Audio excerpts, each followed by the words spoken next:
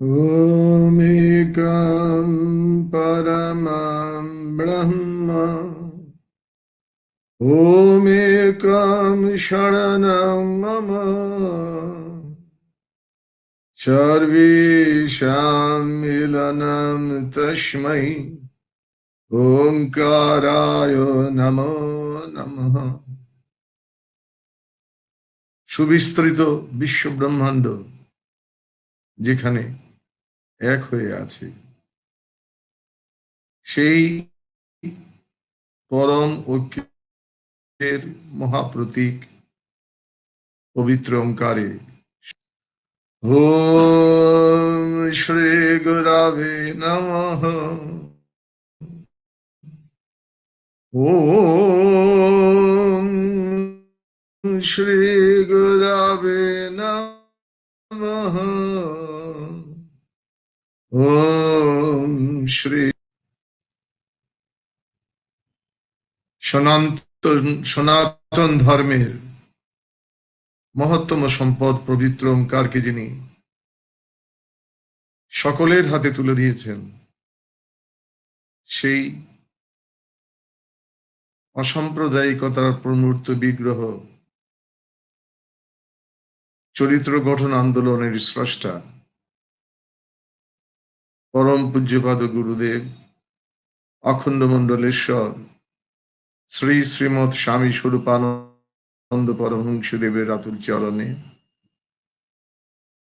আমার ভক্তিপূর্ণ শতকোটি প্রণাম নিবেদন। আমার শ্রী গুরুর সাক্ষাৎ বিগ্রহ জ্ঞান করে আমি আমার শ্রদ্ধাপ্লুত প্রণাম নিবেদন করি। সম্মানিত শ্রোতৃ নারায়ণ মণ্ডলী, অখণ্ড দর্শনকে সহজ সরলভাবে উপলব্ধি করার প্রয়াসে আমরা এই অনুষ্ঠানে মিলিত হয়ে থাকি। অখণ্ড দর্শন মানে সর্বসাধারণের দর্শন, যেখানে সকলের সম্পৃক্ততার সুযোগ আছে। স্বরূপানন্দ পরমহংসদেব তিনি লিখলেন, ধর্মচর্যার যদি সত্যিকারের কোনো সার্থকতা থাকে তবে আমার মতে তাহা নিম্নরূপ। ধর্মচর্যার দ্বারা মানুষ শান্তি লাভ করিয়া থাকে, ইহা তাহার ব্যক্তিগত লাভ। ধর্মচর্যার ফলে মানুষের লোভ কমে, লালসার হ্রাস পায়, ইন্দ্রিয় দমনের ক্ষমতা বাড়ে, চরিত্রে অসাধারণ সহিষ্ণুতা সঞ্চারিত হয়, সুদীর্ঘ প্রযত্নে সদনুশীলনে অবিচলিতভাবে লাগিয়া থাকিবার নির্ভর শক্তি ও বিশ্বাস বল আসে। এগুলো ধর্মচর্যাকারীর একার লাভ নহে, এগুলি সমাজের সমস্ত মানবের পক্ষে লাভের অঙ্ক। ধর্মচর্যা যদি এইভাবে ব্যক্তিগত লাভকে এবং সমাজের শক্তিকে প্রতিষ্ঠিত করিয়া না দিতে পারে, তবে আমি বলিব ধর্মের নামে নিশ্চয়ই কোনো অধর্মের চর্চা করা হইয়াছে। ধর্ম অশান্ত চিত্ত লোকের সংখ্যা বাড়িতে দেয় না, সকলকে বিশ্বাসে, নির্ভরে ও নিশ্চিন্ততায় অটল করিয়া তোলে। ধর্ম কদাচ লোভ বাড়ায় না, লালসার আগুন জ্বালায় না। ধর্ম ইন্দ্রিয় পরতন্ত্রতাকে প্রশ্রয় দেয় না। ধর্ম পরস্য অপহরণের প্রবৃত্তি নাশ করে। ধর্ম দান করে সুগঠিত চরিত্র এবং শান্তিপূর্ণ সহ অবস্থানের সুসহিষ্ণু শক্তি। ফল দেখিয়া যদি কোনো চর্যার পরিণামে ইহা না পাও, জানিবে ধর্মচর্যা ইহা নহে, ধর্মের নামে অধর্মেরই উপাসনা হইয়াছে। চরিত্র গঠন আন্দোলনের স্রষ্টা, অখণ্ড দর্শনের যিনি প্রবক্তা, অখণ্ড মণ্ডলেশ্বর শ্রী শ্রীমৎ স্বামী স্বরূপানন্দ পরমহংসদেব, তার প্রত্যেকটি সিদ্ধান্ত দ্ব্যর্থহীন ভাষায় জানিয়েছেন। এখানে কোনো জটিলতার সুযোগ নাই, কোনো ভিন্ন চিন্তার সুযোগ নাই।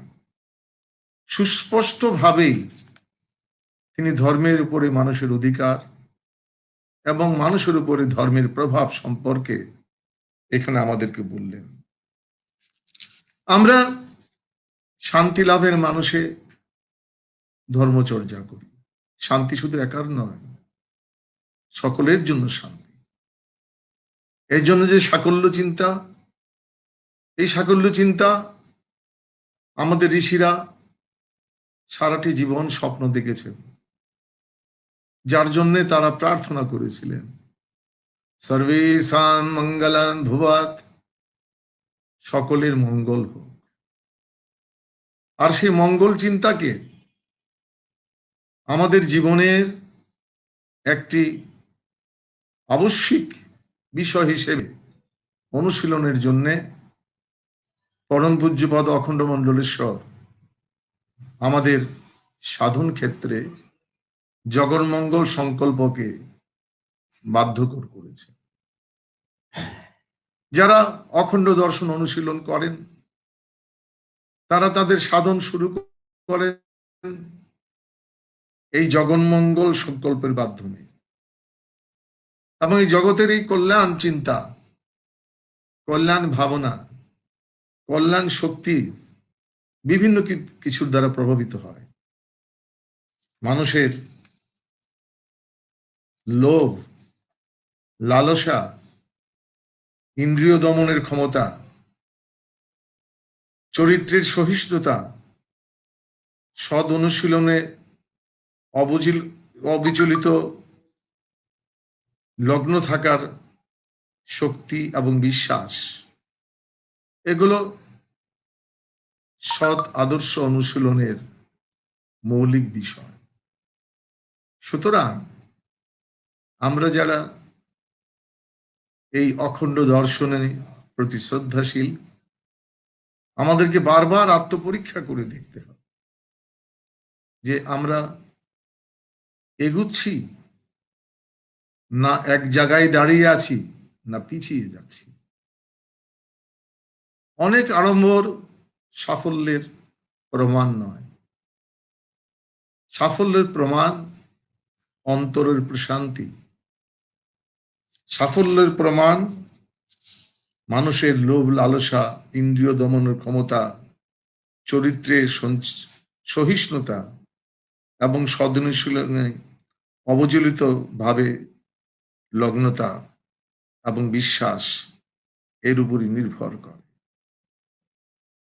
শ্রী শ্রী স্বরূপানন্দ পরমহংসদেব তিনি সুস্পষ্টভাবে বলছেন, ধর্ম অশান্ত চিত্ত লোকের সংখ্যা বাড়িতে দেয় না। সকলের জন্য শান্তি দেবে ধর্ম, এইটি ধর্মের মৌলিক প্রতিশ্রুতি।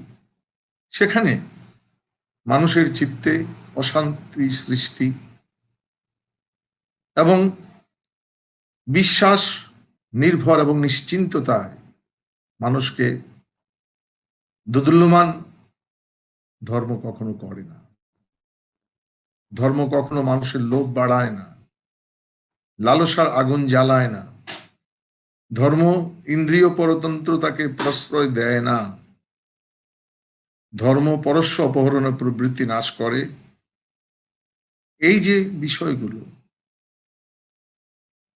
ইন্দ্রিয় পরতন্ত্রতা এবং পরস্য অপহরণ, এই দুইটি আজ সমগ্র জগতের অশান্তির অন্যতম মূল কারণ। ধর্মের দোহাই দিয়েও মানুষ এই পথে এগিয়ে যাচ্ছে। এখানেই অখণ্ড দর্শনের প্রতিপাদ। সুস্পষ্টভাবেই শ্রী শ্রী স্বরূপানন্দজি বললেন যে ফল দেখে যদি কোনো চর্যার পরিণামে এই সুলক্ষণগুলো দেখতে পাওয়া না যায়, তবে একেবারে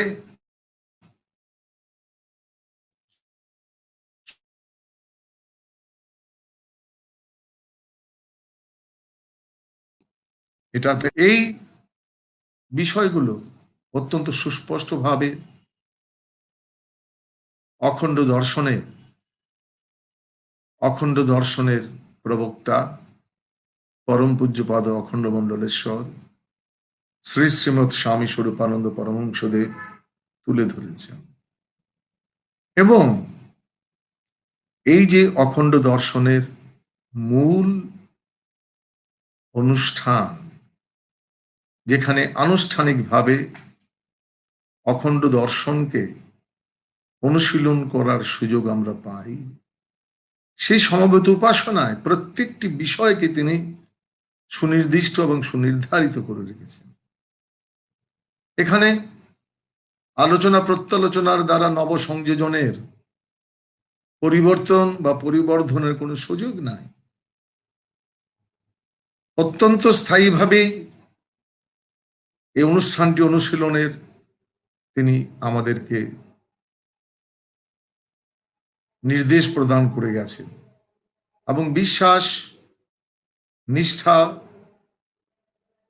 এবং ভক্তি সহকারে আমরা যদি এই সমবেত উপাসনাকে চালিয়ে যেতে পারি, তবে আমরা আমাদের ঈপ্সিত লক্ষ্যে পৌঁছতে পারব।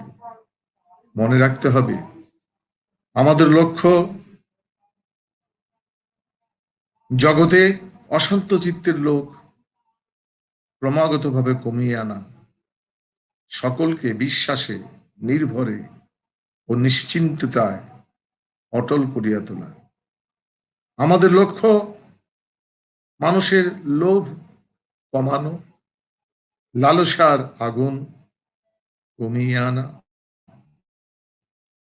ইন্দ্রিয় পরতন্ত্রতাকে নিয়ন্ত্রণে আনা।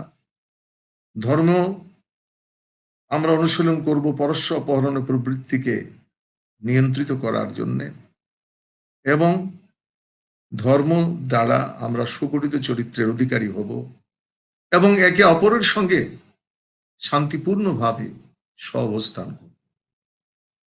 এই যে শান্তিপূর্ণভাবে সহ অবস্থান, এইটি চর্চার জন্যেই এই যে সমবেত উপাসনা আমাদের আধ্যাত্মিক মূল অনুষ্ঠান, সেখানে সকলের অংশগ্রহণের সম অধিকার। এখানে সমকালে সম আসনে বসে সমমন্ত্রে প্রত্যেক ভক্ত জাতি, বর্ণ, ধর্ম নির্বিশেষে সকলের প্রভুর আরাধনা করার সুযোগ পান। অবশ্যই বিশ্বাস এবং সুচিতার অনুশীলন আমাদেরকে যোগ্যভাবে করতে হবে। এটা হচ্ছে শান্তিপূর্ণ সহ অবস্থানের একটি মৌলিক শর্ত। আমরা এই যে সমবেত উপাসনায় সকলে একত্রে সাধন করি, সকল উপলক্ষে, সকল সময়ে শুধু একেরই আমরা সাধনা করি। সনাতন ধর্মের বিভিন্ন স্থানে বহু দেববাদের প্রশ্রয় আছে, কিন্তু এই সমবেত উপাসনায় এক এবং একেরই অনুশীলন কেন? আমরা যদি সহজ সরল ভাবে এর ব্যাখ্যা লাভের চেষ্টা করি, তবে আমরা দেখব আমাদের শাস্ত্র কি বলছে। শ্রীমদ্ ভগবদ গীতায় শ্রী ভগবান সুস্পষ্টভাবে বলেছেন, তস্মাৎ সর্বেষু কালেষু মাম অনুসরয়ধ্য চ। তুমি যখন যে কর্তব্যই করো না কেন, এক আমাকে তুমি স্মরণ করে তুমি কর্মে প্রবৃত্ত হবে। ময়ি অর্পিত মনোবুদ্ধি মামবশ্যসি অসংশয়। তুমি যদি এক আমাতে সম্যক আত্মসমর্পণ করতে পারো, তুমি আমাকে পাবে, এ বসে কোনো সন্দেহ নাই। এই যে বিশ্বের আধ্যাত্মিক সাধনার সবচেয়ে গভীর এবং উন্নত তত্ত্ব, এই তত্ত্বটিকে সাধারণ মানুষের অনুশীলনের সুযোগ করে দিয়েছেন শ্রী শ্রীমৎ স্বামী স্বরূপানন্দ পরমহংসদেব। এগুলো আমাদের শাস্ত্রে ছিল, কিন্তু অনুশীলনে ছিল না। আবেগের বশে আনুষ্ঠানিকতা আর যুবকাষ্ঠে আমরা আমাদের ভবিষ্যৎকে বলি দিয়েছি। শ্রী শ্রী স্বরূপানন্দজি এই সাময়িক আবেগকে সম্বরণ করে প্রকৃত সত্যকে অনুশীলনের প্রেরণা, শিক্ষা এবং শক্তি আমাদেরকে দিয়েছেন। এ কারণে সমবেত উপাসনায় আমরা সকল সময়ে সর্বাবস্থায় একেরই আরাধনা করি। শ্রীমদ্ ভগবদ গীতায় শ্রী ভগবান বলেছিলেন, মন্মনা ভব মদ ভক্ত মদ জাজি মাম নমস্কুরু মামে বৈশ্যসি সত্যম তে প্রতিজানে প্রিয় হোসি মে। চারটি কাজ তুমি যদি করো, তুমি যদি মদগত চিত্ত হও, তুমি যদি আমারে আরাধনা করো, আমার পূজা করো, আমাকে আত্মসমর্পণ করো, তুমি আমাকে পাবে। ভগবানকে পাওয়াই তো মনুষ্য জীবন লাভের প্রকৃত লক্ষ্য। এই লক্ষ্য পূরণের উপায়টি হচ্ছে ধর্ম, এবং সেই ধর্ম অনুশীলনের শ্রেষ্ঠ নির্দেশনা এই যে একনিষ্ঠা। এই একনিষ্ঠা থেকে বিভিন্ন কারণে আমরা দূরে ছিলাম। পরমারাধ্য শ্রী শ্রী বাবামুনি, আমাদের সংঘগুরু, তিনি অখণ্ড দর্শনের মধ্যে এই বিষয়টি অত্যন্ত সুস্পষ্টভাবে বলে দিয়েছেন। একের ভিতরে সবাই আছে, তাই তো একের আরাধনা। একের পূজা সবার পূজা, অন্য পূজায় নাই বাসনা। এক সাধে তো সব সাধে, সব সাধে সব যায়। যারা একের মাঝে সবাই আছে এই বিশ্বাসটি নিয়ে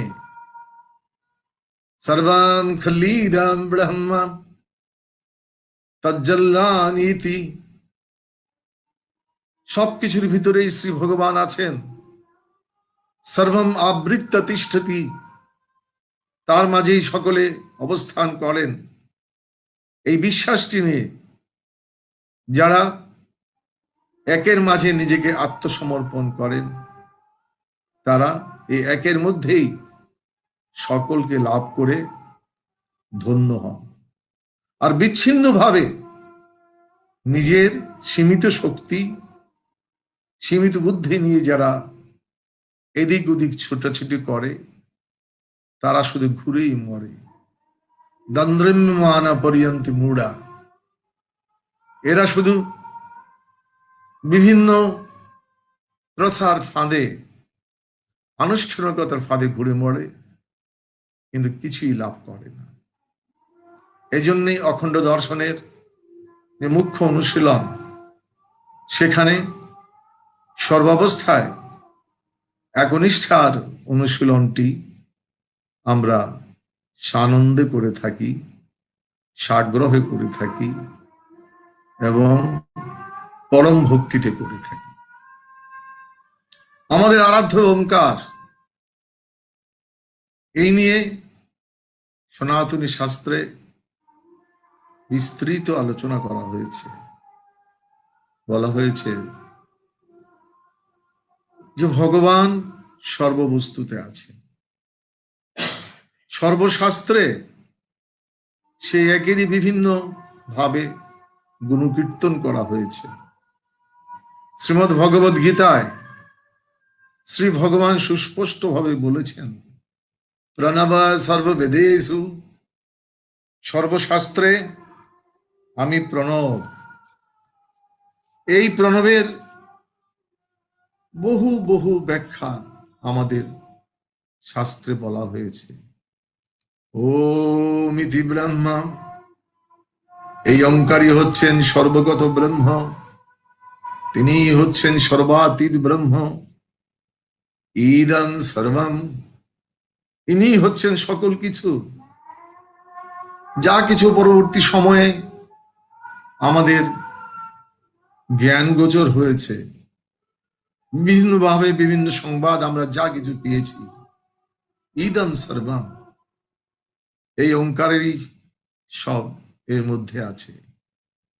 ভূতাং ভবৎ ভবিষ্যদিতি সর্বঙ্কার এবা, অতীতে যার কথা শোনা গিয়েছিল, বর্তমানে যাদের কথা শোনা যায়, ভবিষ্যতে যারা যারা আবার আবির্ভূত হবেন, সকলেই এই ওঙ্কারের মধ্যে আছেন। ইয়াচ্চানত্রিকালাতীতম তদ ওপি ওঙ্কার, এই অতীত বর্তমান এবং ভবিষ্যতের ঊর্ধ্বে অবস্থিত যা কিছু সবই এই ওঙ্কার। এই ওঙ্কার মন্ত্র সম্পর্কে বলতে গিয়ে অখণ্ড মণ্ডলেশ্বর শ্রী শ্রীমৎ স্বামী স্বরূপানন্দ পরমহংসদেব